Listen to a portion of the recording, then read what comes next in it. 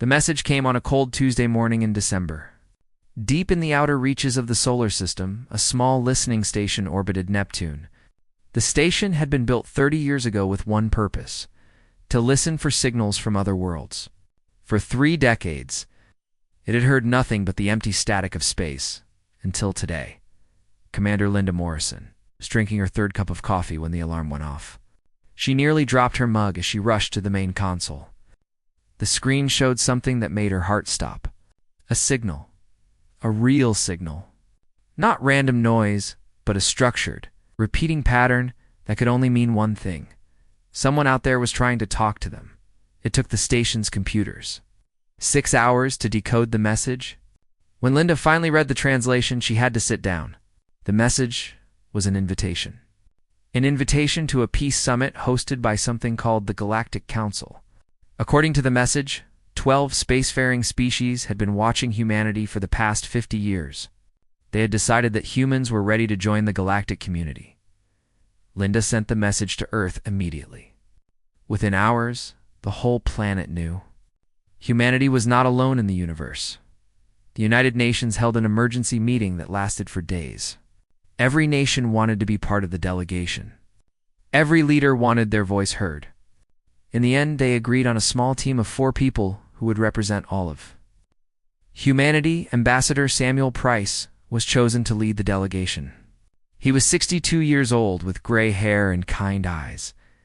He had spent his whole life bringing people together, solving conflicts that seemed impossible.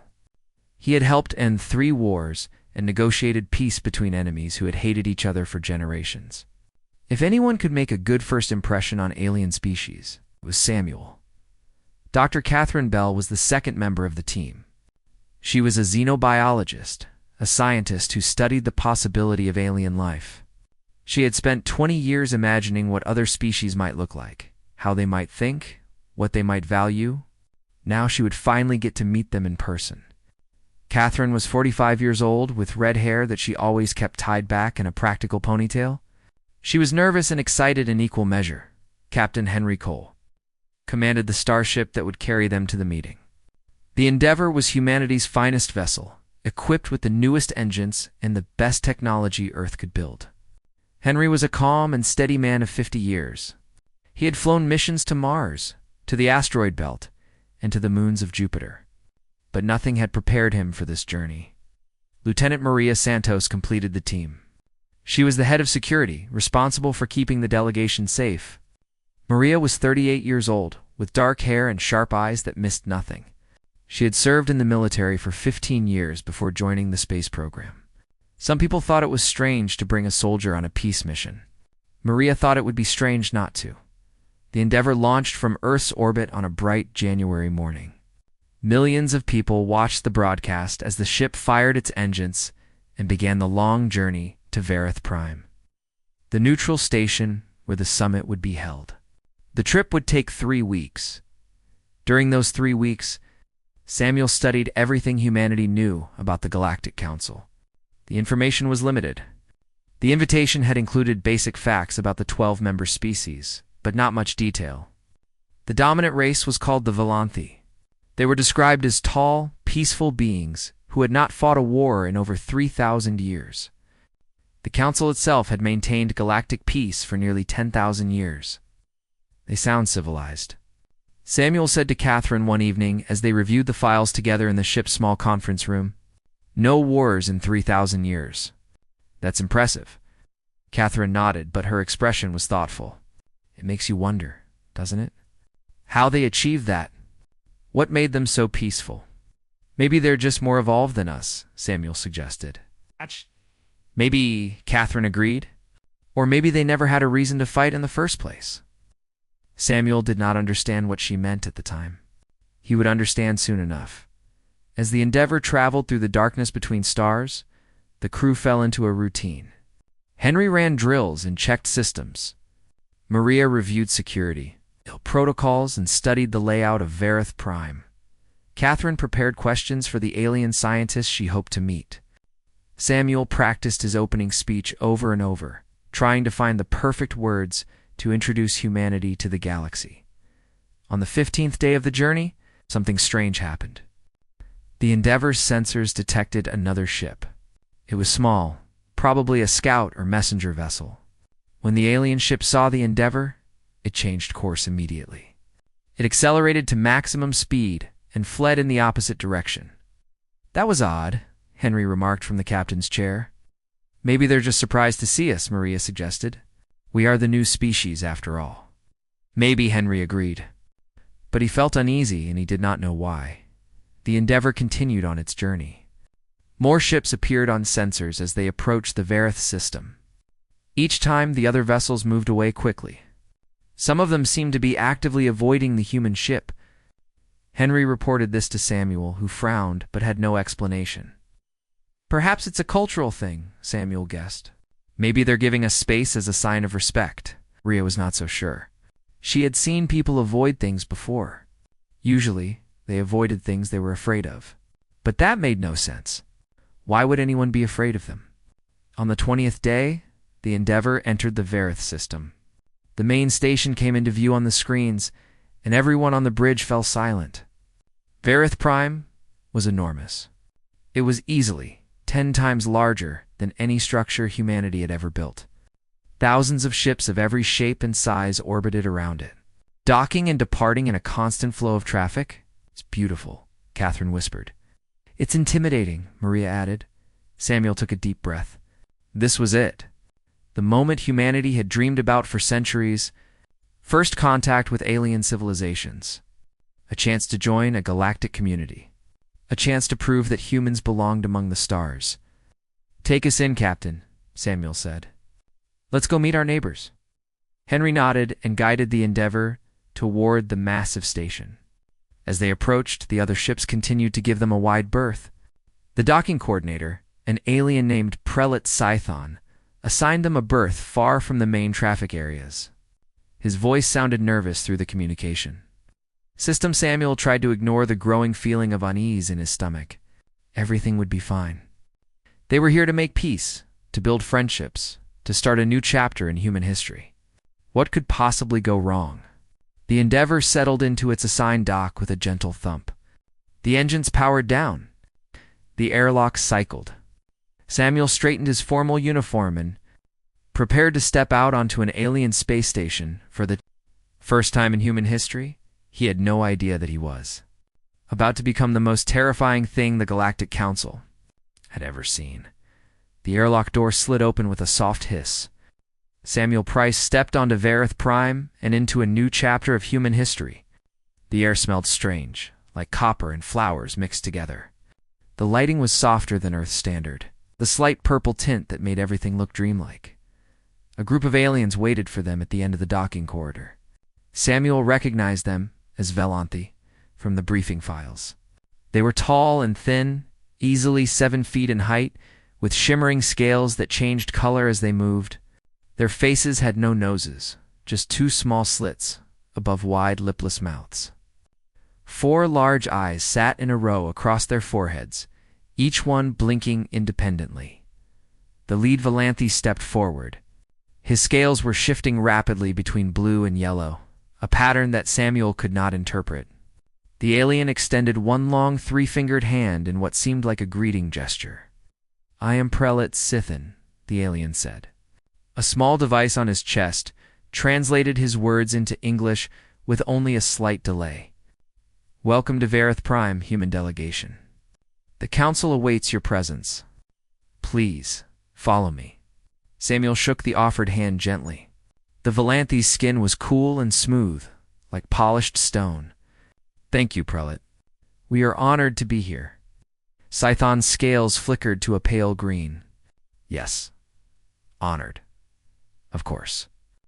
Please, walk with me, and perhaps move slowly. No sudden movements?" Samuel exchanged a confused look with Catherine, who shrugged. Perhaps the Velanthi were simply a cautious species. Perhaps this was normal protocol for first contact situations. Samuel decided not to worry about it. The walk through the station was one of the strangest experiences of Samuel's life. The corridors were wide and clean, filled with aliens of every possible description. There were creatures that looked like walking crystals, There were beings that resembled floating jellyfish, drifting through the air without any visible means of support. There were small, furry things that scurried along the walls on dozens of tiny legs, and every single one of them was staring at the humans. No, Samuel realized. They were not just staring, they were reacting. As the human delegation walked past, aliens pressed themselves against the walls. They ducked into side passages. They backed away with wide eyes and trembling limbs. One small creature that looked like a blue puffball actually fainted, collapsing to the floor as the humans approached. "Is something wrong?" Catherine whispered to Scython. "Why is everyone acting like this?" Scython's scales turned a deep purple. The translator rendered his response in a voice that somehow conveyed nervous laughter. "Wrong? Nothing is wrong. Everything is proceeding according to standard protocol. This is completely normal.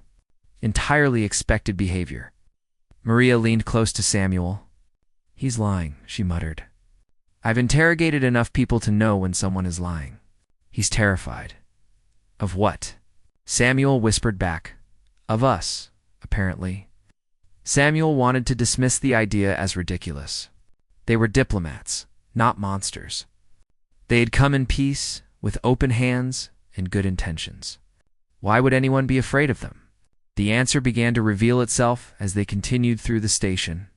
Samuel noticed signs posted on walls, written in dozens of different scripts. Thanks to the translation software in his earpiece, he could read them. The signs said things like, "Remain calm and do not panic, and the humans are our guests." There were also security measures that Samuel had not noticed at first. Energy barriers that could be activated at a moment's notice. Guard stations positioned at regular intervals, staffed by aliens in armor who watched the humans with obvious nervousness. Emergency evacuation routes, marked with glowing arrows. The station had prepared for their arrival the same way. A zoo might prepare for a dangerous animal. "This is concerning," Henry said quietly. "They're treating us like a threat." "We need to stay calm and friendly," Samuel replied. "Whatever misunderstanding has happened, we can clear it up at the meeting." They finally reached the council chamber. It was a massive circular room with a domed ceiling that showed a live view of the stars outside. 12 elevated platforms surrounded a central area, each platform occupied by representatives of a different species. The platforms were arranged in a circle, giving everyone an equal view of the center. The center of the room had been prepared for the human delegation. There were 4 chairs, a small table with water, and a translation console. There were also containment barriers surrounding the entire area, shimmering fields of energy that hummed with power. "Are those force fields?" Maria asked, her voice tight. Scython's scales turned white. "A precaution.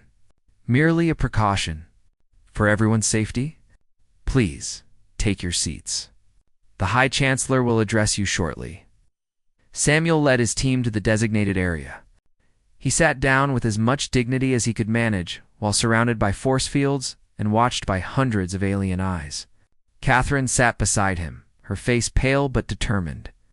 Henry took his seat with military posture, his expression carefully neutral. Maria remained standing, her eyes scanning the room for threats. High Chancellor Velthus rose from the central Volanthi platform. He was older than Scython. His scales faded to a dull silver with age. His 4 eyes fixed on the humans with an intensity that was hard to read. "We welcome the human delegation to the Galactic Council," Velthus announced. His voice was deep and formal, carrying easily through the vast chamber. "This is a historic moment. For the first time in 3,000 years, we consider a new species for membership in our community." "Ah!" Samuel stood to respond. Several council members flinched at the sudden movement. "Thank you, High Chancellor," Samuel said, keeping his voice calm and friendly. "On behalf of Earth and all of humanity, we are deeply honored by this invitation. We come in peace, seeking friendship and cooperation with all the species represented here today." A murmur rippled through the chamber. Samuel could not tell if it was approval or concern. One of the crystalline beings raised a limb that might have been an arm. "I am Ambassador Crix of the Mordath Collective," the being announced. Its voice sounded like wind chimes in a storm. I wish to address the Council regarding the human delegation. Velthus nodded. Ambassador Crix has the floor. The human ambassador claims peaceful intentions, Crix said. Yet our records tell a different story. Our observers have documented humanity's history in great detail. It is a history of continuous warfare. Violence on a scale that defies comprehension. These creatures have fought each other constantly since their species first emerged. Samuel opened his mouth to respond, but Crix continued. They have developed weapons capable of destroying entire cities in a single blast. They have actually used such weapons on their own population. They have fought wars over territory, over resources, over ideas, over the color of their skin, and the names of their gods. They have never known a generation without bloodshed. The chamber was completely silent. Every alien I was fixed on the humans with a mixture of horror and fascination. Furthermore, Crix continued, our biological analysis reveals deeply disturbing facts. Humans are apex predators. They have forward-facing eyes designed for hunting prey. Their ancestors tracked animals across vast distances until those animals collapsed from exhaustion. They consume the flesh of other living creatures as their primary source of nutrition. Catherine stepped forward. That's true, she admitted. But many species are predators. That doesn't make us violent by nature. Floating jellyfish-like beings spoke up. The Volanthi evolved from herbivores on a peaceful world. The Mordoth reproduce by splitting and have never experienced death by violence. I am Counselor Yen, of the Drifting Ones. My species has no concept of killing because we simply reform when damaged. We have studied thousands of species across the galaxy. None of them are like you. None of them have your capacity for destruction, Crix added. And none of them have advanced so quickly. You developed from primitive technology to faster-than-light travel in less than 200 years. That is unprecedented. That is unnatural. That is terrifying, Samuel finally understood. The Council was not welcoming them. The Council was evaluating a threat. Came here in peace, Samuel said slowly. We came to join your community, to learn from you, to share what we know. We are not monsters. High Chancellor Velthus leaned forward. Then perhaps, Ambassador Price, you can explain why your ship is equipped with weapons capable of cracking a small moon. Henry stepped forward, confused. Those are just our standard defensive systems. Nothing special. The silence that followed was the loudest sound Samuel had ever heard. The word hung in the air like poison. Standard, Captain? Henry Cole had just described weapons, capable of destroying a moon as standard defensive equipment. To the humans, this meant nothing special. To the Galactic Council, it meant something else entirely. High Chancellor Velthus rose slowly from his platform. His scales had turned a deep, dark blue that seemed to absorb the light around him. Captain Cole, I want to make certain I understand you correctly. You are saying that every human vessel carries weapons of that magnitude. Henry nodded, still not understanding the problem. Well, yes. Space is dangerous. We have to be prepared for pirates, hostile encounters, asteroid impacts. The Endeavor's armament is actually considered light for a ship of her class. Our military vessels carry much heavier weapons. A sound rippled through the chamber. It took Samuel a moment to recognize it as collective gasping. Several council members were gripping their platforms as if they might fall. The small furry delegate, Observer Prill, of the Prill Collective, curled into a tight ball and was making a high-pitched keening noise. Much heavier weapons, Ambassador Crix repeated. The crystalline being's voice had lost its musical quality and now sounded like breaking glass. What exactly do you consider heavy weapons, Captain? Henry looked at Samuel for guidance. Samuel gave a tiny shake of his head, but it was too late. Henry had already started speaking. Our battleships carry plasma cannons capable of punching through planetary shields. Our orbital defense platforms have kinetic bombardment systems that can target individual buildings from space.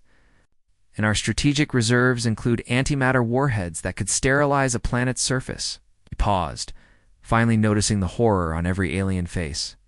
But those are only for extreme situations. We've never actually used them. Never used them yet, Counselor, Yen whispered. The jellyfish-like being had contracted to half its normal size. They have weapons that could end worlds, and they have never used them yet.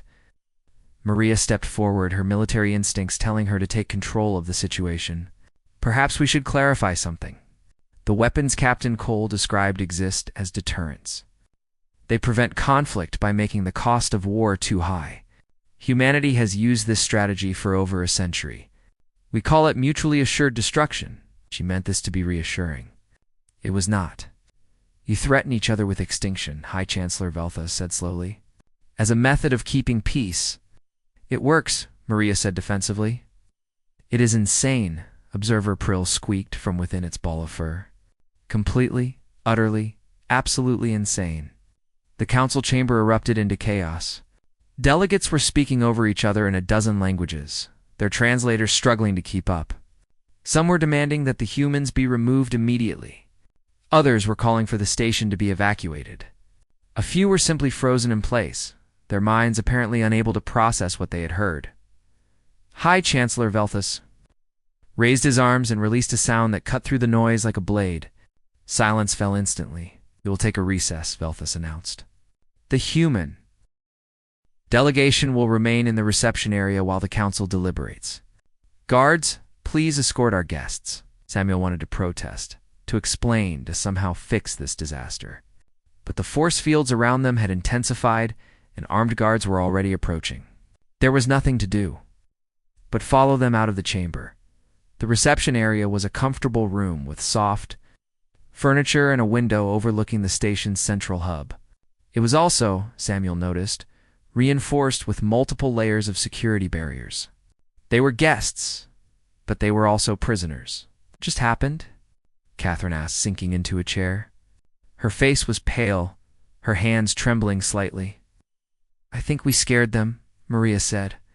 She was pacing the room like a caged animal, her eyes constantly scanning for threats. Scared them? Henry repeated. We didn't do anything threatening. We just answered their questions honestly. Samuel walked to the window and stared out at the station.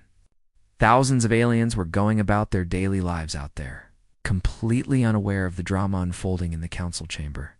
Or perhaps they were aware. Perhaps the whole station knew that the terrifying humans had arrived. Catherine, Samuel said quietly, when you were studying the council species, did you notice anything unusual about them? Catherine thought for a moment. They're all very old civilizations. Most of them achieved spaceflight millions of years ago. Their technological progress has been slow but steady, and none of them have any history of large-scale warfare. Why not? Catherine pulled out her tablet and scrolled through her notes. The Valanthi evolved from herd animals on a world with no major predators. They developed intelligence through cooperation, not competition. The Mordoth are silicon-based and effectively immortal. They have no concept of scarcity because they can share resources indefinitely. The Prill are a hive species with perfect empathy. They literally feel each other's pain, so violence against another Prill is experienced as self-harm. She looked up with wide eyes. Samuel, none of these species have any evolutionary pressure toward aggression. They never needed to fight to survive. They never developed the instincts for war. And then along come the humans, Maria said grimly. Apex predators from a death world, armed to the teeth and talking casually about weapons that could destroy planets. We must seem like monsters to them, Catherine whispered. Samuel turned away from the window. His mind was racing, trying to find a way to salvage this situation. They had come to make friends, and instead, they had terrified an entire galaxy. We need to change their perception of us, he said. They see us as dangerous, violent, unpredictable.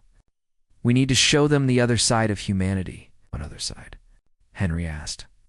The side that creates beautiful music and art? The side that builds hospitals and schools?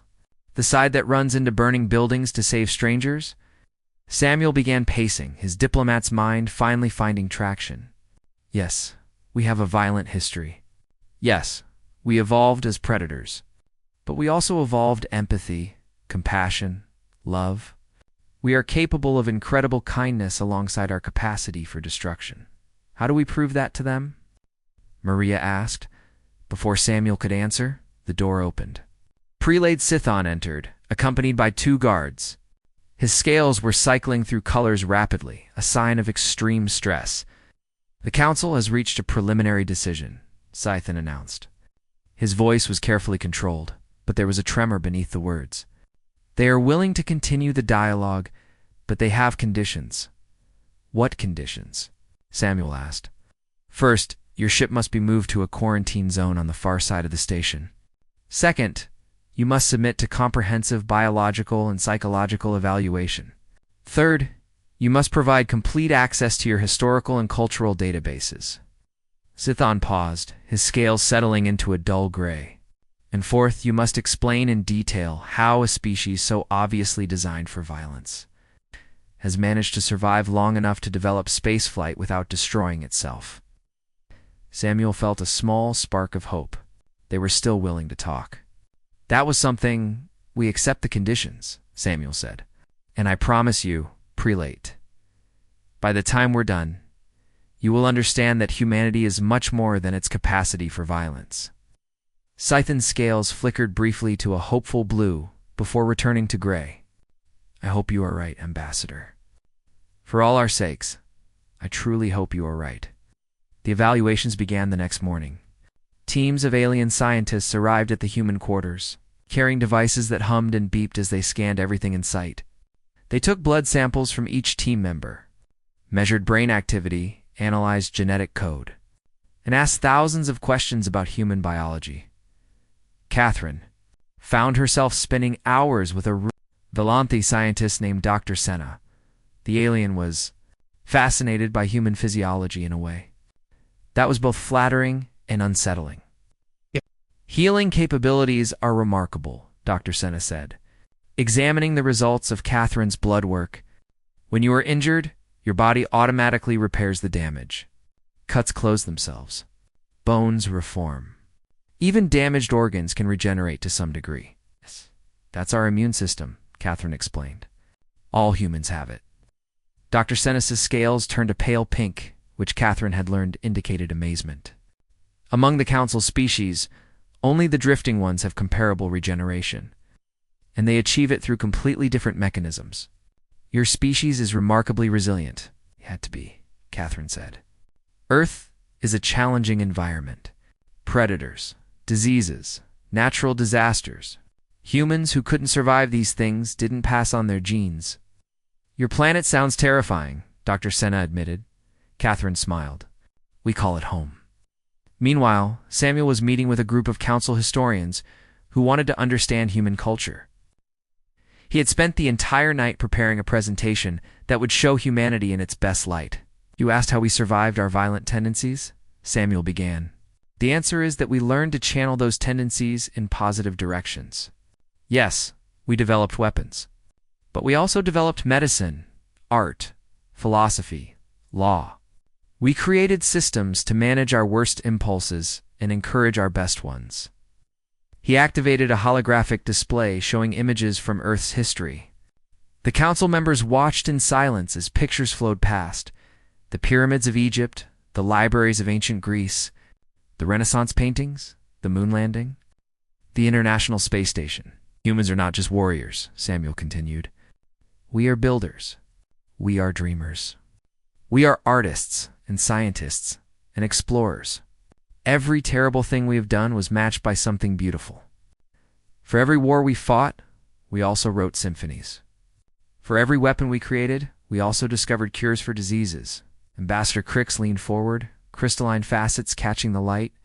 "You show us pretty pictures, but they do not erase the reality of your history. Your species has committed genocides, conducted torture, enslaved your own kind. How do you explain these atrocities?" "I don't excuse them," Samuel replied. "I acknowledge them. They are part of who we are, but they are not all of who we are." He pulled up another image, this one showing a photograph from a natural disaster. Humans of different races and nationalities were working together to rescue survivors from collapsed buildings. This picture was taken after an earthquake destroyed a city.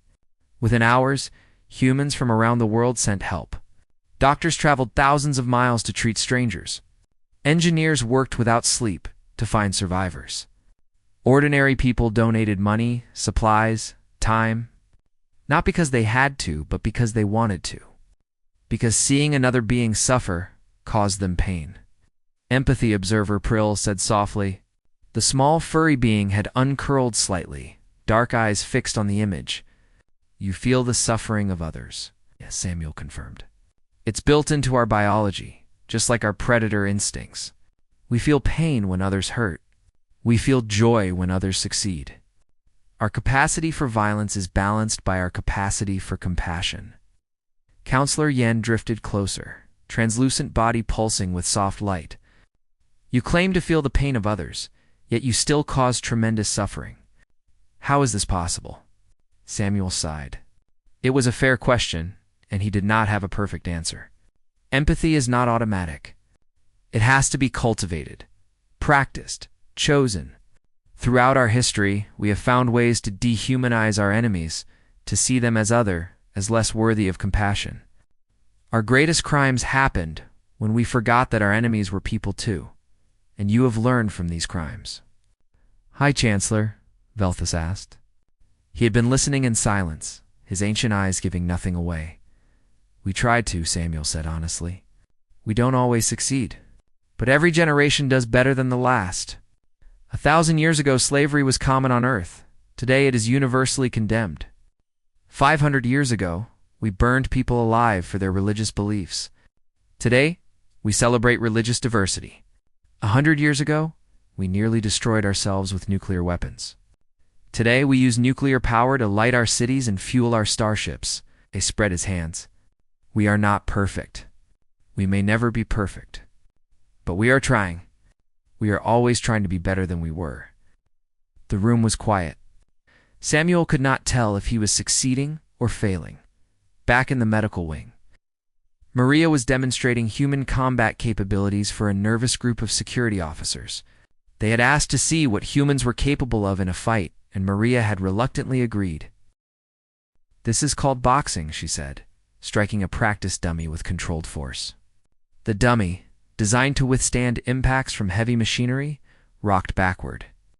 It's actually one of our gentler martial arts. The security officers exchanged worried glances. This one is called wrestling, Maria continued, demonstrating a takedown technique. It focuses on control rather than damage. Very popular on Earth. You train your young in these techniques? Asked a Velanthi guard named Teros. His voice was carefully neutral, but his scales had turned yellow with alarm. Yes, children start learning as young as 5 or 6. It teaches discipline, fitness, confidence. You teach your children to fight, Teros repeated slowly. As a normal part of their development? Maria paused, suddenly seeing the situation from his perspective. On Earth, martial arts for kids was considered healthy and normal. Here it probably sounded like training child soldiers. It's not about violence, she explained.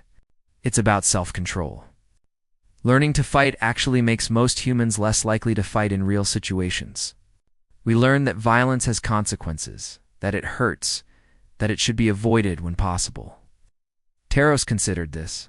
That is, unexpected. Your species learns violence in order to avoid violence? It sounds strange when you put it that way, Maria admitted.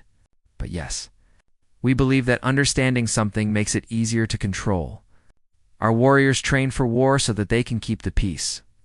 The human ambassador said something similar, Teros mused, that your species channels dangerous instincts into positive outcomes. We try to, Maria said. We don't always succeed, but we try. That evening, the human delegation gathered in their quarters to share what they had learned. The mood was cautiously optimistic. The council members were still frightened, but they were also curious. Some of them were even beginning to show something that looked like understanding. I think we're making progress, Samuel said. Dr. Sina told Catherine that the Biological Review Committee is impressed by our adaptability. Ambassador Crix asked me for a copy of Shakespeare's complete works. Even the security officers seemed less nervous around Maria. Observer Prill asked me about human music, Catherine added. Specifically about something called jazz. Apparently, their sensors picked up some of our radio broadcasts years ago, and Prill has been curious about it ever since. A small hope began to grow in the room. Perhaps this disaster could be salvaged after all. Perhaps humanity could prove that it belonged among the stars. A chime sounded at the door. Samuel opened it to find Prelate Sithin waiting outside, his scales shimmering with an emotion that the humans could not read. "The High Chancellor requests your presence," Sithin announced. "The Council has finished its deliberations. They are ready to announce their decision." Samuel took a deep breath. This was it. The moment that would determine humanity's future. "We're ready," he said. "Lead the way." The walk back to the council chamber felt longer than before. Samuel noticed that the corridors were less empty this time. Aliens still gave them space, but they no longer fled in terror. Some even nodded as the humans passed, a gesture of acknowledgement that felt like progress. The chamber itself had changed as well. The containment barriers around the human area had been lowered. The guard stations were still present, but the guards seemed more relaxed. Most significantly, the council members had moved their platforms closer to the center, forming a tighter circle that included the human delegation rather than surrounding them. "Hi." Chancellor Velthus rose to address the assembly. His scales had settled into a calm silver, and his 4 eyes carried an expression that Samuel could not quite interpret. "Over the past 3 days," Velthus began, "this council has learned more about humanity than we gathered in 50 years of observation. We have studied your biology, your history, your culture, your art. We have spoken with each member of your delegation and listened to your explanations for the contradictions that define your species."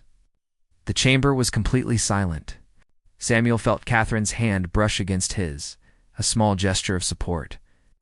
"The findings were unexpected," Velthus continued. "On one hand, everything we feared about humanity appears to be true. You are indeed apex predators. Your history is indeed soaked in blood. Your weapons are indeed capable of destroying worlds.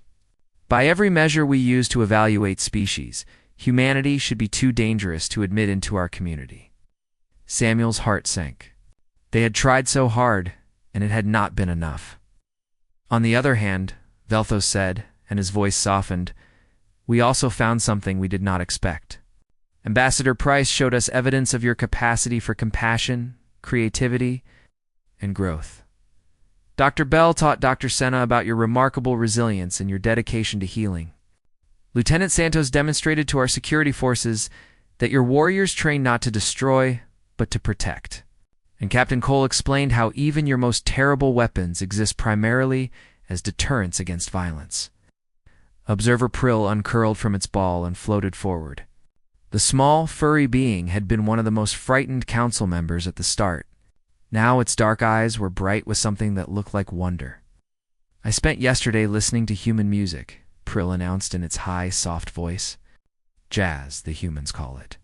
It is built on improvisation, on unexpected choices, on making beauty from chaos. I have never heard anything like it. I cannot create such things. None of us can. It requires a kind of creative courage that only exists in beings who have faced destruction and chosen to make something beautiful anyway." Ambassador Crix stepped forward next. The crystalline being's voice had regained its musical quality. "I read the works of Shakespeare, a human who lived hundreds of years ago, yet his words capture truths about existence that my species has never articulated. He wrote about love and jealousy, ambition and regret, hope and despair. He understood the darkness in human hearts, and he also understood the light. I found myself moved in ways I did not know I could be moved." Counselor Yen drifted closer, translucent body pulsing with soft colors. "The humans speak of empathy as if it were a gift and a burden. They feel the pain of others, yet they still cause pain. They have the capacity for tremendous good and tremendous evil. This duality confused me at first. Now I think I begin to understand. You are not despite your violence. You are because of it. Your kindness has meaning because you could choose cruelty. Your peace has value because you know war." High Chancellor Velthus nodded slowly. "The Council has debated this matter at length. Some believe humanity is too dangerous to admit. They argue that a species capable of such violence will eventually turn that violence against us. Others believe humanity represents something new and valuable. They argue that a species capable of overcoming its own worst nature might help us overcome ours. He paused, letting the tension build. In the end, we reached a conclusion that surprised even us. We are not admitting humanity to the Council despite your frightening nature. We are admitting you because of it. Samuel blinked. He was certain he had misheard. I'm sorry, could you repeat that? Velthus actually smiled, a strange expression on his alien face. For 10,000 years, the Council has maintained peace through diplomacy and avoidance. We do not fight because we cannot imagine fighting. We do not create weapons because we have no concept of war. This has served us well, but it has also left us vulnerable. There are forces in the galaxy that are not as peaceful as we are. Threats that we have avoided rather than confronted. You are speaking of the outer regions, Counselor Yen said quietly. A murmur passed through the chamber. Samuel made a mental note to learn more about these outer regions later, as Velthos confirmed. For centuries, we have known that eventually we would face challenges we could not negotiate our way out of. We have wondered what we would do when that day came. Now we have an answer. He turned to face the human delegation directly. Humanity's not just another peaceful species seeking to join our community. You are something unique. You are warriors who choose peace. Predators who protect the weak. Beings who have stared into the darkest parts of their own nature and decided to become better. That is not a liability. That is a gift. Samuel found himself struggling to speak. Catherine was crying openly, tears streaming down her face. Henry stood at attention, his chest swelling with pride. Maria just stared, her sharp eyes soft for the first time since they had arrived. Therefore, Velthus continued, by unanimous vote of the Galactic Council, humanity is hereby granted full membership. You will have all the rights and responsibilities of any member species. You will have access to our knowledge, our trade networks, our diplomatic channels. And in return, you will share your unique perspective with us. You will help us understand aspects of existence that we have never known. The chamber erupted into applause, or at least the alien equivalent. Dozens of species expressing approval in their own ways, symphony of sounds and movements that somehow combined into a feeling of welcome. Samuel stepped forward on shaking legs. His prepared remarks suddenly seemed inadequate. He spoke from the heart instead. Thank you, High Chancellor. Thank you, all of you. When we left Earth, we hoped to make friends among the stars. We never imagined that we would have to prove our right to exist first, but I'm glad we did. Because now, you see us clearly. You see our darkness and our light. You see what we have been and what we are trying to become, and you have chosen to accept us anyway. He looked around the chamber, meeting as many eyes as he could. We will not let you down. Humanity will be the best member of this council that we can possibly be. Not because we are perfect, but because we will never stop trying to be better. That is our gift and our curse. That is what makes us human. Later, as the Endeavor prepared to return home with the historic news, High Chancellor Velthus visited Samuel privately in the docking bay. I want you to understand something, Ambassador, the old Valenthi said. When I spoke of humanity helping us face challenges, I was not speaking hypothetically. There are storms coming that the Council cannot weather alone. Your species may be the key to our survival. Samuel nodded slowly. We'll be ready. Whatever you need. Velthos studied him with those ancient eyes. I believe you will be. That is why we accepted you. Not because you are the least dangerous species we have encountered, but because you might be the most dangerous species capable of choosing not to be. That's a strange compliment, Samuel said. Is the truth. And the truth is rarely comfortable. Velthus extended his hand in the human manner. Safe travels, Ambassador Price. We look forward to humanity's future contributions to the Council. Samuel shook the offered hand. So do we, High Chancellor. So do we. As the Endeavor jumped into faster than light and began the journey home, Maria joined Henry on the bridge. The stars stretched into infinite lines of light around them. Maria said, We went to make peace and accidentally terrified an entire galaxy. Then we convinced them we were worth the risk. What do we do now? Henry smiled. The same thing humans have always done. We adapt, we learn, and we prove them right about us, one day at a time. Behind them, the stars blazed with possibility. Humanity had taken its first steps into a larger universe, carrying all its contradictions along.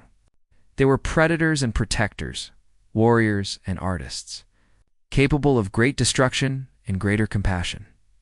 The galaxy would never be the same, and perhaps, Samuel thought as he watched the stars from his cabin window, that was exactly the point. Some things needed to change. Some species needed to grow. And sometimes, the most terrifying thing in the universe was also the most hopeful. Humanity had come to the stars, and the stars would have to learn to live with them.